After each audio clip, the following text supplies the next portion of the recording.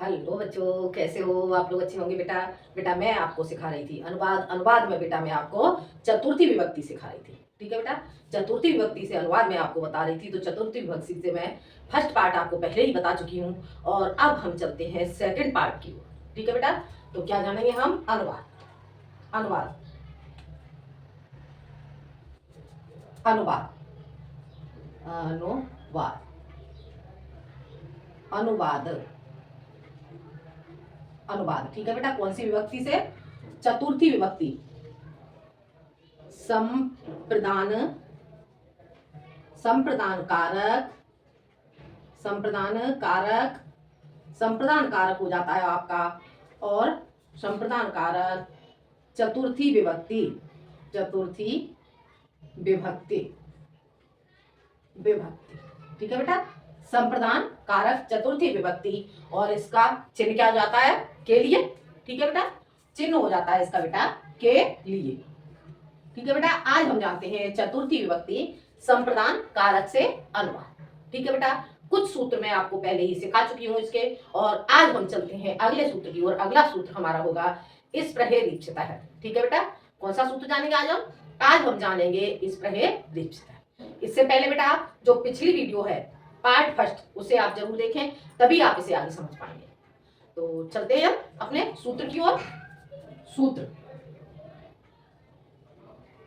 सूत्र सूत्र क्या था आपका? इस प्रहेरीप्सित है। कौन सा सूत्र है? इस प्रहेरीप्सित है। ठीक है बेटा। अब हम इस बात सूत्र को जानेंगे। यह सूत्र क्या है? ठीक है। तो अब हम इस सूत्र के बारे में जानते हैं। इस सूत्र के बारे में थोड़ा सा मैं आपको पहले समझा देती हूँ। जिसकी जिसकी जिसकी इस प्रहा इस प्रहा इस प्रहा यानी इस प्रहा यानी इच्छा। इच्छा। इस प्रहा का अर्थ क्या हो गया? इस प्रहा का अर्थ हो गया इच्छा। ठीक है। तो जिसकी इस प्रहा यानी कि इच्छा की जाए, इच्छा की जाए की जाए उसमें उसमें क्या आता? उसमें चतुर्थी विभक्ति। चतुर्थी चतुर्थी विभक्ति विभक्ति का प्रयोग चतुर्थी विभक्ति का प्रयोग होता है। होता है। ठीक है बेटा। आगे समझ में। जिसकी इस पर यानी कि इच्छा की जाए उसमें चतुर्थी विभक्ति का प्रयोग होता है। अब जानते हैं इसका सेकंड नियम। ठीक है। सेकंड नियम इसका क्या हो जाता है? ये था इसका फर्स्ट। ठीक है बेटा। और सेकंड नियम क्या है इसका? सेकंड नियम देखते हैं बेटा। इस प्रहा क्रिया के योग में। इस प्रहा क्रिया इस प्रहा क्रिया के योग में योग में जिसकी इच्छा की जाए उसमें चतुर्थी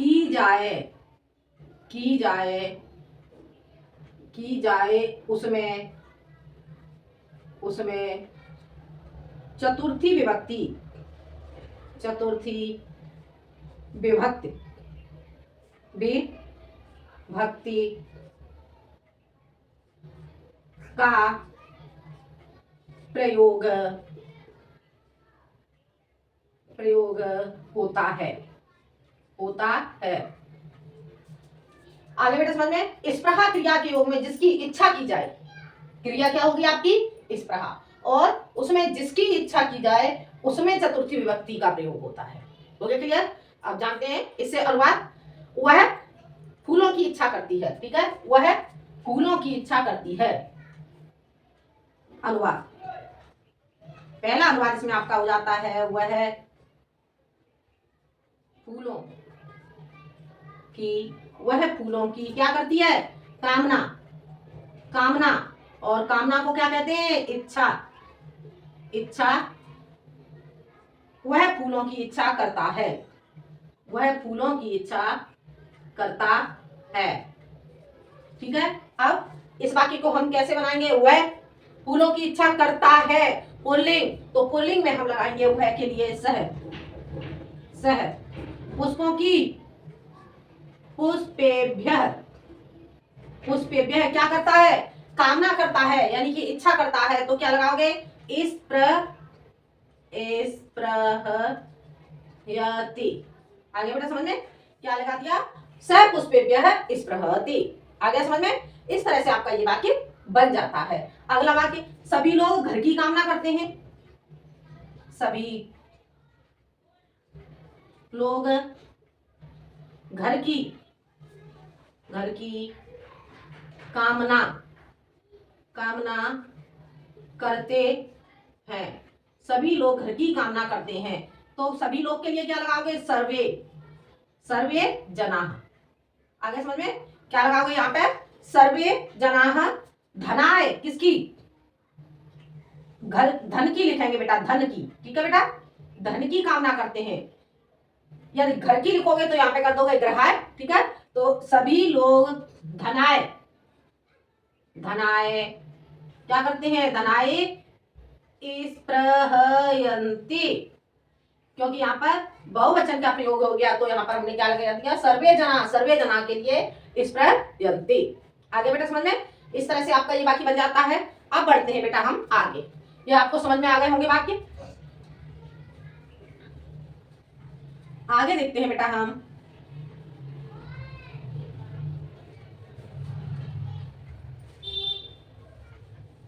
एक वाक्य और बता देती हूँ बेटा, उसके बाद हम चलते हैं अगले सूत्र की ओर, ठीक है। मैं तुम्हारे कल्याण की कामना करता हूं, मैं ये तीसरा वाक्य हो गया, मैं तुम्हारे कल्याण की कामना करता हूं, क्या करता है, तुम्हारे कल्याण की कामना करता है। तो मैं के लिए क्या लगाओगे, अहम तुम्हारे, तब और कल्याणाय, कल्याण की, कल्याणाय चतुर्थी में आ गया, कल्याणाय स्पृहयामि। आगे बेटा समझ में, मैं तुम्हारे कल्याण की कामना करता हूं, ठीक है बेटा। तो इसे बनाओगे अहम तब कल्याणाय स्पृहयामि। हो गया क्लियर बेटा, समझ आ गया। ये था आपका स्पृहरीप्सित सूत्र से, ठीक है। अब हम आगे बढ़ते हैं, अगला सूत्र होगा हमारा नमः स्वास्ते स्वाहा स्वधा अलम बसट योगा चतुर्थी। कौन सा सूत्र हो जाएगा, नमः स्वास्ते स्वाहा स्वधा अलम बसट योगा चतुर्थी। तो जानते हैं हम अगला सूत्र, देखो सूत्र क्या होगा, सूत्र हमारा नमः स्वास्ति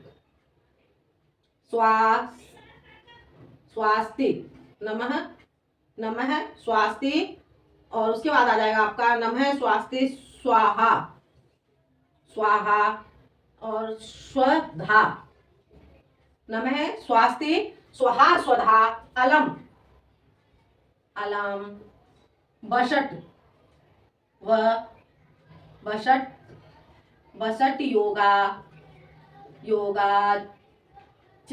योगा चतुर्थी। आगे बेटा समझ में क्या हो गया सूत्र आपका, सूत्र हो जाता है बेटा आपका नमः स्वास्ति स्वाहा स्वधा अलम बसट योगा चतुर्थी।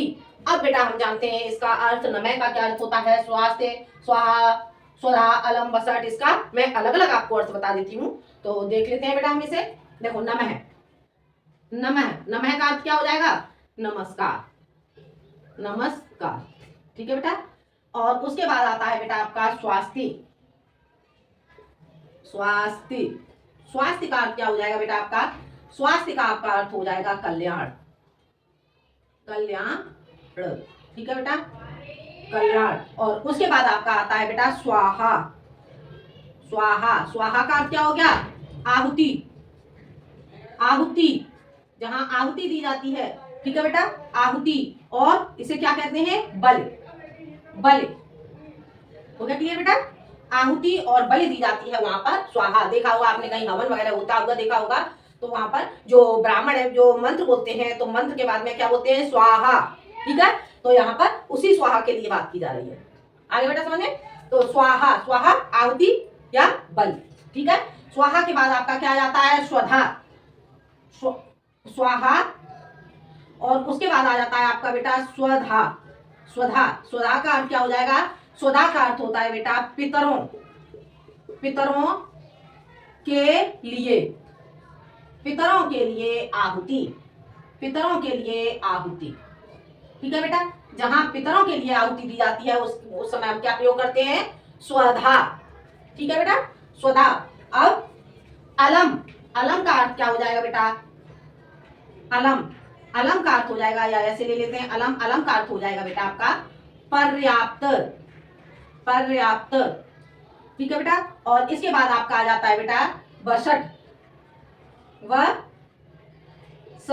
ठीक है बेटा, वसट, वसट का अर्थ क्या हो जाएगा, वसट का अर्थ हो जाता है बेटा आपका इंद्र के लिए आहुति, जो इंद्र के लिए आहुति दी जाती है वहां पर हम किसका प्रयोग करते हैं, वसट का प्रयोग करते हैं, ठीक है।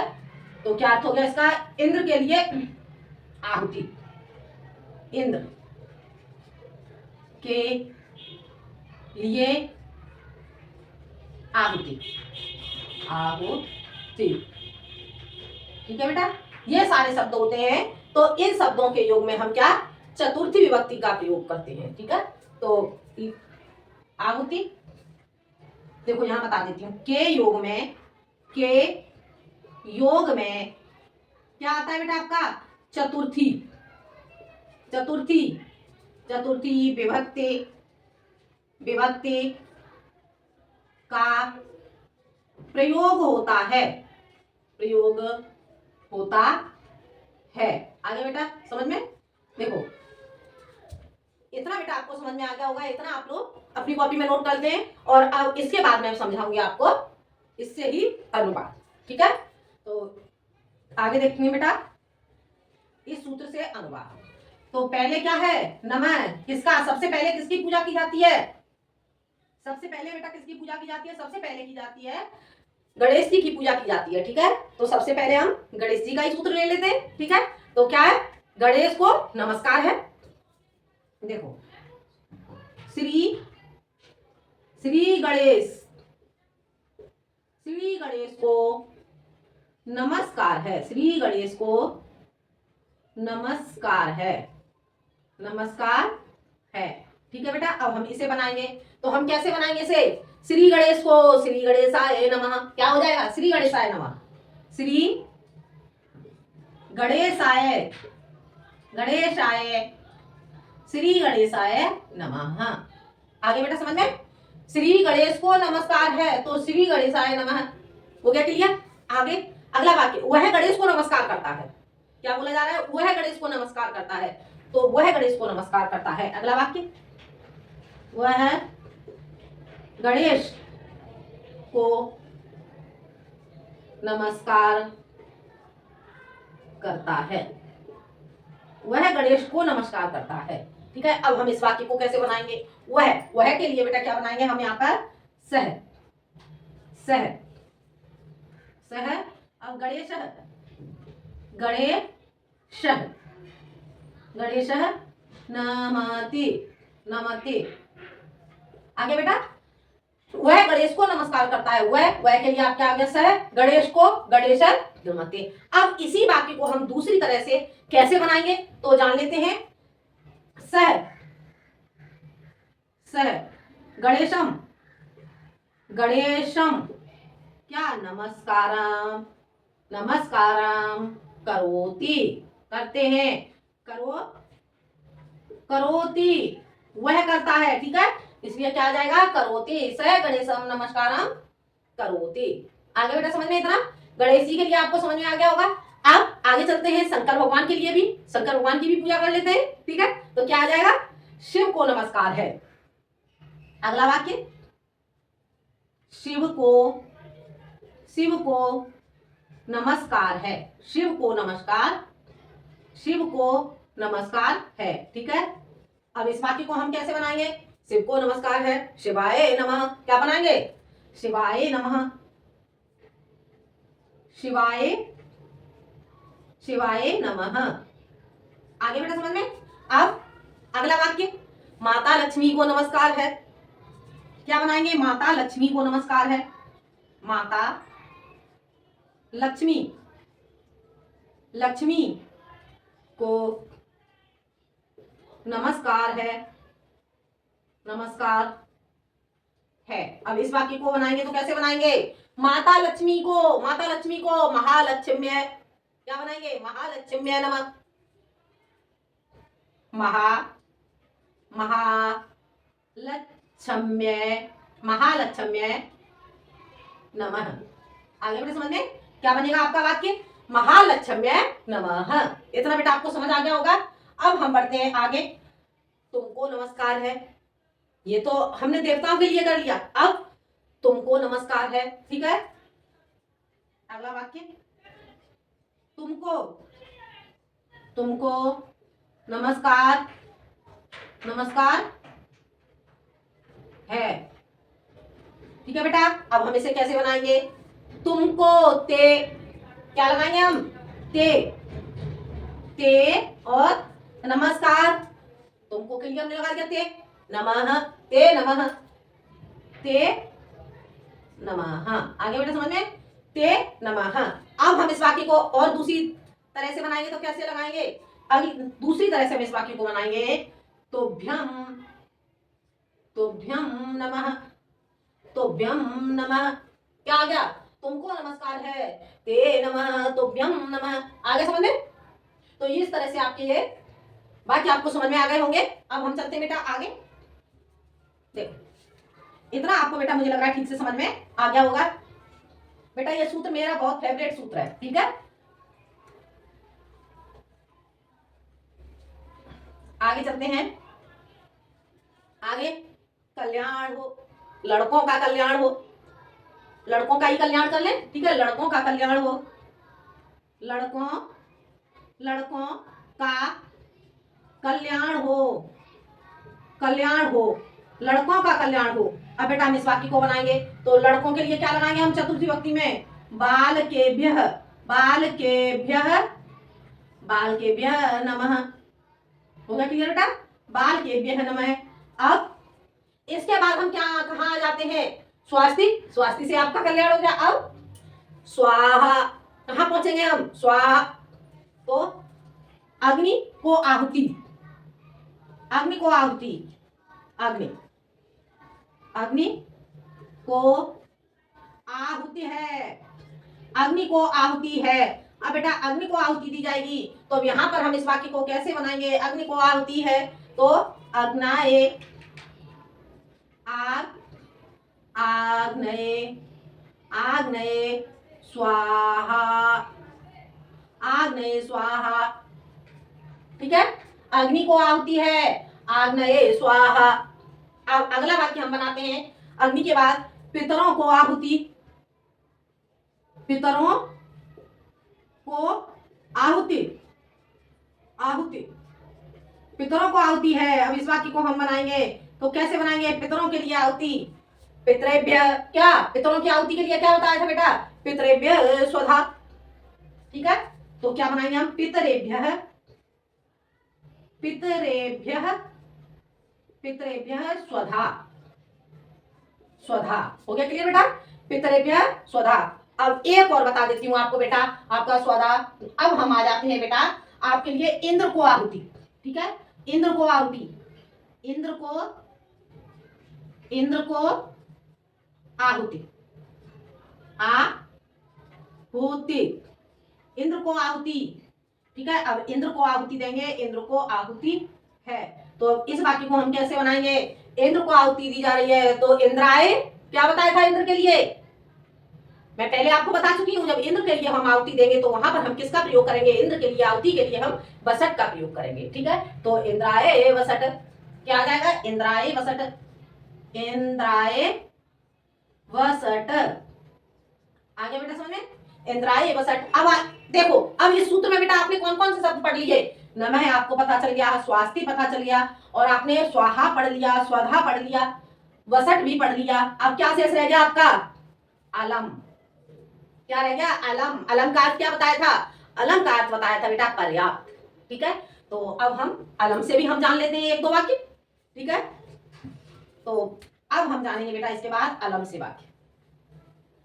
अलम, अलम, अलम, अलम। अलम का अर्थ बेटा क्या होता है था आपको? पर्याप्त, ठीक है, पर्याप्त। अब इसके लिए बेटा हम वाक्य बनाएंगे। तो राम रावण के लिए पर्याप्त है, क्या अनुवाद हो गया? राम रावण के लिए पर्याप्त है। राम, राम रावण के लिए, रावण के लिए क्या है?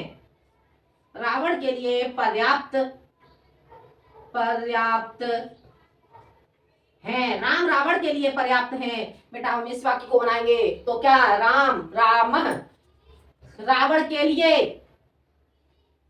राम रावण के लिए, संप्रदान कारक के लिए, ठीक है। तो यहाँ पर क्या लगाएंगे?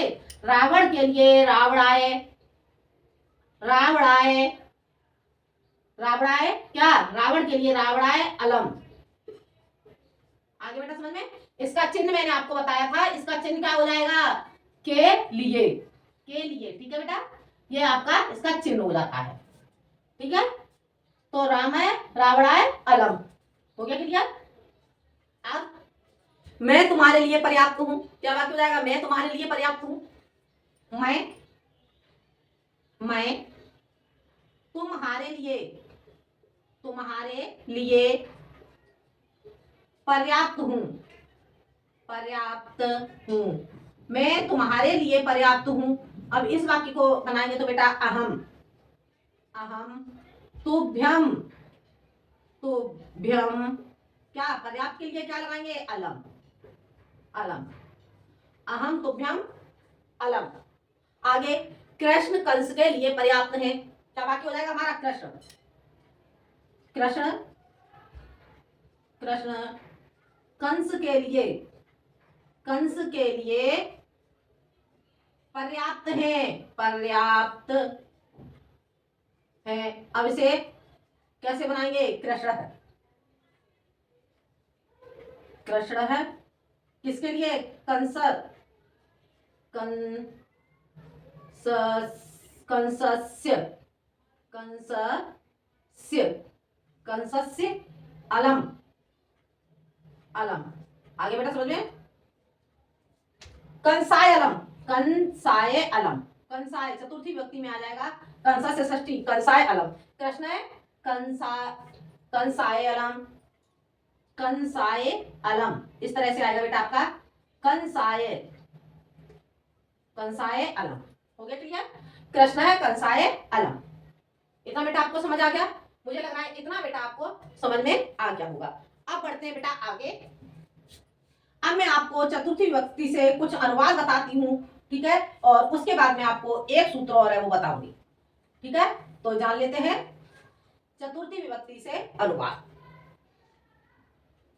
देखो मैंने आपको जो फर्स्ट पार्ट बताया था, फर्स्ट पार्ट में मैंने आपको रोच अर्थानाम क्रियमाण सूत्र बताया था, ठीक है। रुच धातु, ठीक है, तो जो रुच धातु है, रुच धातु से मैं आपको कुछ अनुवाद बताती हूँ बेटा, वो आप लोग अपनी कॉपी में करोगे जिससे आपका रिवीजन हो जाएगा, ठीक है। तो क्या है? मुझे लड्डू अच्छे लगते हैं, मुझे लड्डू अच्छे लगते हैं, लड्डू अच्छे लगते हैं। अब बेटा ये आपको पहचानना है, ठीक है, सारे वाक्यों में आपको पहचानना है कि हमें कौन से सूत्र का कहां प्रयोग करना है, ठीक है। इसलिए मैं आपको मिक्स से सारे वाक्य बता रही हूँ। मुझे लड्डू अच्छे लगते हैं।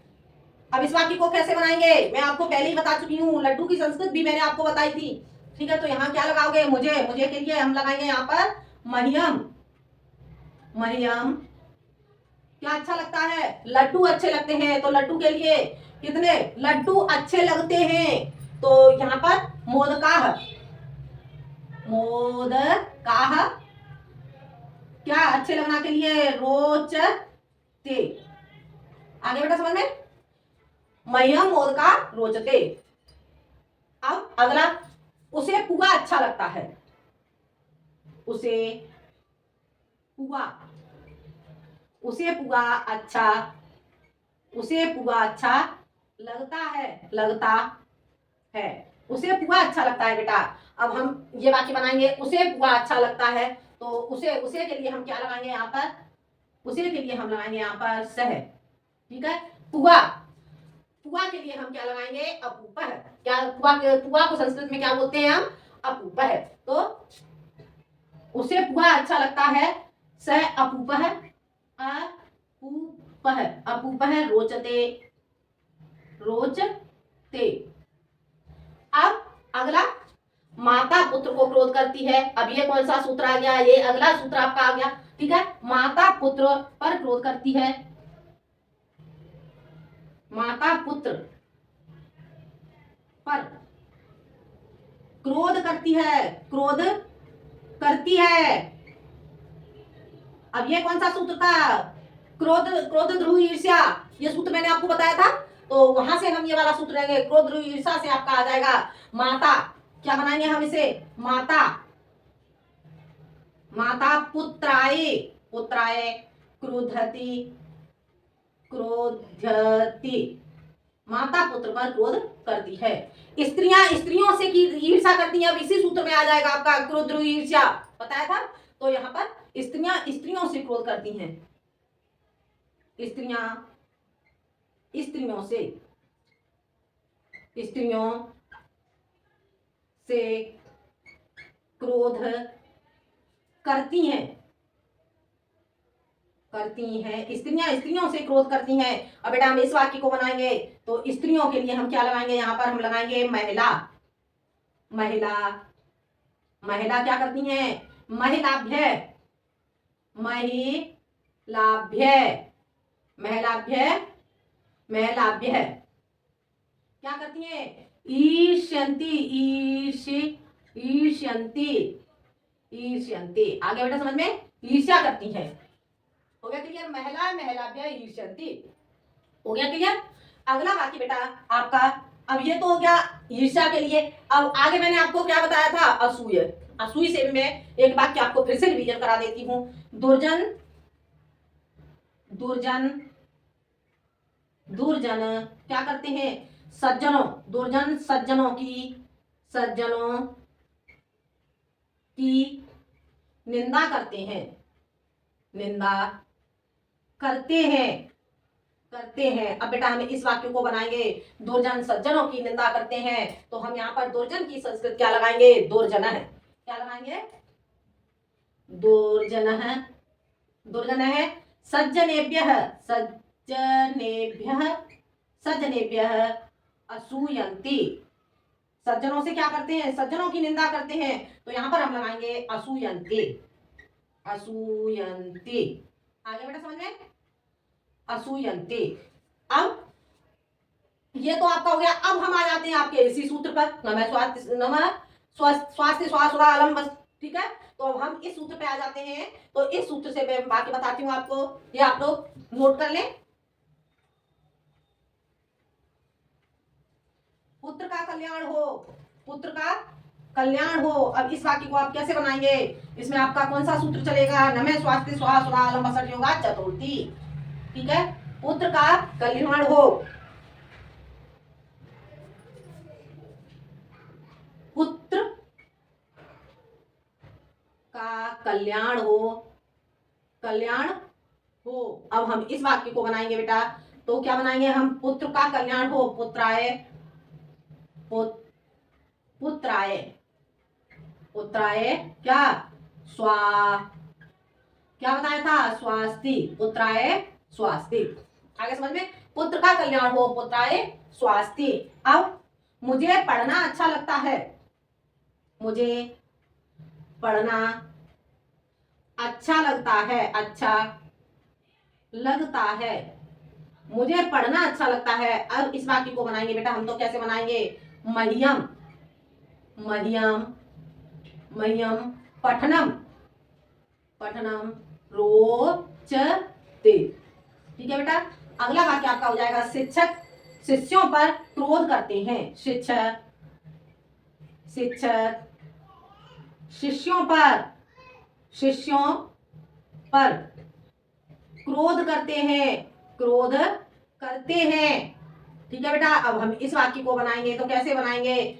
शिक्षकः, शिक्षकः किस पर कर रहे हैं क्रोध?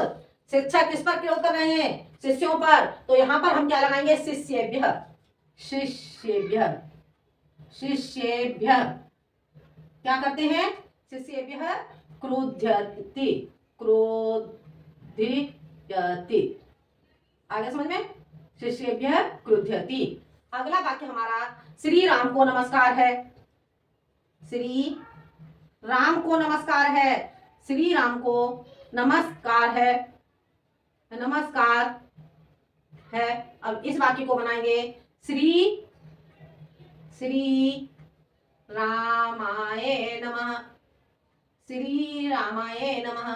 पवन पुत्र को नमस्कार है, पवन पुत्र को नमस्कार है, पवन पुत्र को नमस्कार है, पवन पुत्र को नमस्कार है। तो इसे हम कैसे बनाएंगे? पवन पुत्र के लिए यहां पर पवन पुत्राय, पवन पुत्राय, पुत्राय नमः। ठीक है। अगला सभी देवताओं को नमस्कार है, सभी देवताओं को, देवताओं को नमस्कार है, सभी देवताओं को नमस्कार है। अब इस वाक्य को कैसे बनाएंगे बेटा? सभी देवताओं के लिए सर्वेभ्यः, सर्वेभ्यः, सर्वेभ्यः। अब क्या? सर्वेभ्यः देवेभ्यः, देवेभ्यः, सर्वेभ्यः देवेभ्यः नमः, सर्वेभ्यः देवेभ्यः नमः। आगे बेटा समझ में? सभी देवताओं को नमस्कार है, सर्वेभ्यः देवेभ्यः नमः। अगला मेघों को नमस्कार है। ठीक है, मेघों को नमस्कार है। देखो, मेघों को, मेघों, मेघों को नमस्कार है, मेघों को नमस्कार है। अब मेघों को नमस्कार है। अब हम इस वाक्य को बनाएंगे तो मेघेभ्यः नमः। क्या आ जाएगा? मेघेभ्यः, मेघेभ्यः, मेघों को नमस्कार है। अब यहाँ क्या लगाओगे? मेघों को नमस्कार है, मेघों के लिए नमस्कार है। ठीक है, मेघों के लिए नमस्कार है, मेघों के लिए नमस्कार है। वाक्य हमारा क्या आ जाएगा? मेघों के लिए नमस्कार है, मेघों के लिए, मेघों के लिए नमस्कार है, मेघों के लिए नमस्कार है। तो क्या लगाओगे? मेघेभ्यः, मेघेभ्यः। ठीक है, मेघेभ्यः समझ आ रहा है बेटा? मेघेभ्यः स्वाहा, मेघेभ्यः स्वाहा। यहाँ पर मेघों के लिए क्या? मेघों के लिए, मेघों के लिए नमस्कार नहीं, स्वाहा लिखेंगे बेटा। मेघेभ्यः ऐसे तो नमस्कार के लिए, ये वाक्य हमारा गलत हो जाएगा। मेघों के लिए स्वाहा, मेघों के लिए स्वाहा, स्वाहा। ठीक है बेटा, मेघों के लिए स्वाहा ऐसे बनाएंगे, मेघेभ्यः सो, मेघेभ्यः स्वाहा। ठीक है, मेघों के लिए यहाँ पर आहुति दी जा रही है, तो मेघेभ्यः स्वाहा। हो गया क्लियर बेटा? ये मुझे लग रहा है बेटा आपको समझ में आ गया होगा। अब बेटा हमारा ये लास्ट सूत्र है चतुर्थी विभक्ति का, तो हम चलते हैं बेटा लास्ट सूत्र की ओर। ठीक है, देखते हैं हम। इसके बाद बेटा आपकी जो चतुर्थी विभक्ति है, चतुर्थी विभक्ति कंप्लीट हो जाती है। क्या है आपका अगला सूत्र? तुमार्थाच, तुमार्थाच भावा, भाव वचनात्, तुमार्थाच भाव वचनात् क्या हो जाएगा?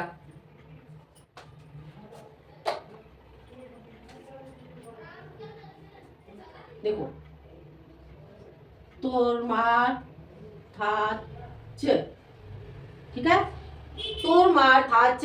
ठीक है, इसके बाद आ जाएगा भाव वचनात्, भाव वचनात्, वचनात्। ठीक है बेटा, क्या हो गया? तुमार्थाच भाव वचनात्। अब इसमें क्या आ गया बेटा? तुमुन प्रत्यय। ठीक है, तो तुमुन प्रत्यय के अर्थ में, तुमुन, तुमुन प्रत्यय के अर्थ में, प्रत्यय के अर्थ में, तुमुन प्रत्यय के अर्थ में क्या होता है? चतुर्थी विभक्ति का प्रयोग होता है। तुमुल प्रत्यय के अर्थ में चतुर्थी चतुर्थी चतुर्थी विभक्ति विभक्ति का प्रयोग प्रयोग समझ आ रहा है बेटा? होता है हो गया क्लियर बेटा? तुमुल प्रत्यय के अर्थ में चतुर्थी विभक्ति का प्रयोग किया जाता है। अब जानते हैं बेटा हम तुमुल प्रत्यय के लिए वाक्य। ठीक है, लड़की पढ़ने के लिए विद्यालय जाएगी। लड़की पढ़ने के लिए विद्यालय जाएगी। लड़की पढ़ने के लिए विद्यालय जाएगी। लड़की पढ़ने के लिए विद्यालय जाएगी। तो यहां पर हम क्या लगाएंगे? बालिका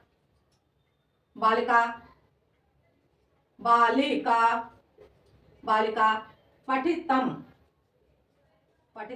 कहाँ जाएगी? पढ़ने के लिए। बालिका पठितम कहाँ? विद्यालयम जाएगी। ये कहाँ पहुंच गए हम? बालिका पठितम विद्यालयम। अब क्या है? विद्यालय जाएगी। गे कौन सी लकार बताई थी? कौन सी लकार का प्रयोग करेंगे यहाँ पर? जो मैंने आपको 5 लकार से और बात बताए थे वहां पर हम पहुंच जाएंगे। 5 लकार में से वो आपकी कौन सी लकार आ जाएगी? लट लकार। तो जाएगी। बालिका पठनम विद्यालयम गमिष्यति। बालिका पठनम विद्यालयम गमिष्यति।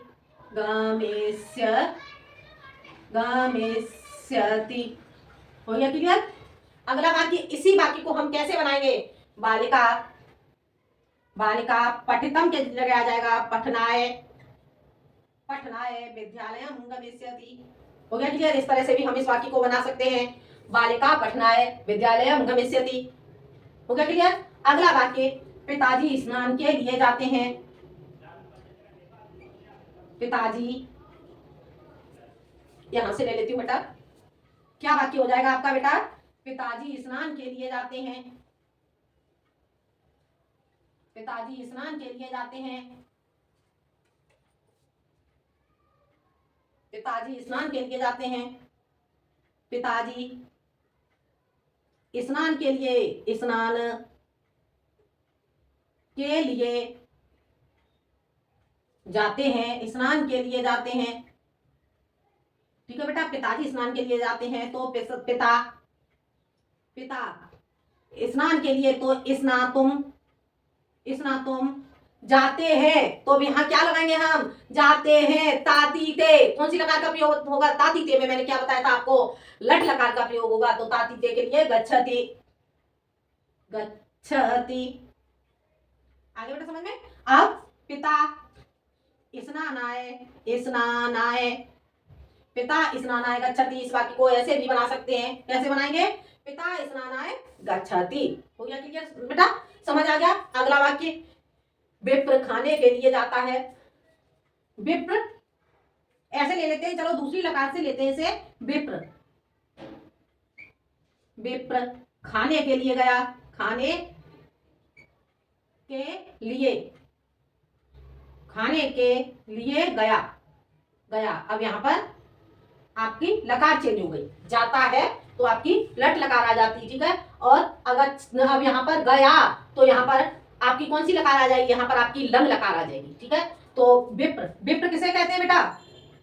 विप्र कहते हैं बेटा ब्राह्मण के लिए। ठीक है? तो विप्र खादितुम